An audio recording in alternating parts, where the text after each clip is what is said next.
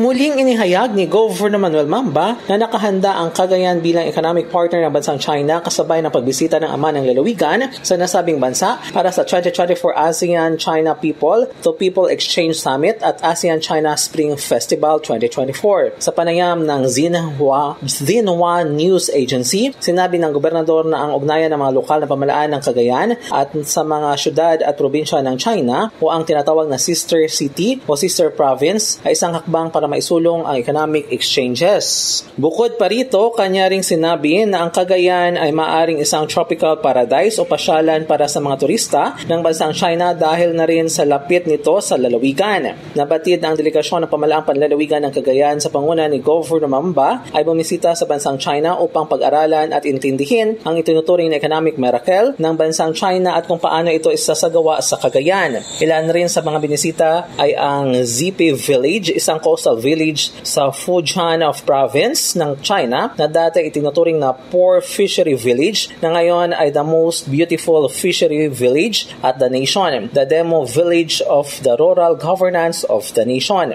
Sa ngayon, ang naturang village ay natanggal na sa listahan ng mga mahirap na lugar sa China base sa inspeksyon ng Poverty Alleviation Office of the State Council para sa National Poverty Elimination ng bansa noong 2017. Mula dito sa Cagayan, MJ de la Cruz para sa Radyo Alternatibo, Balita Nationwide.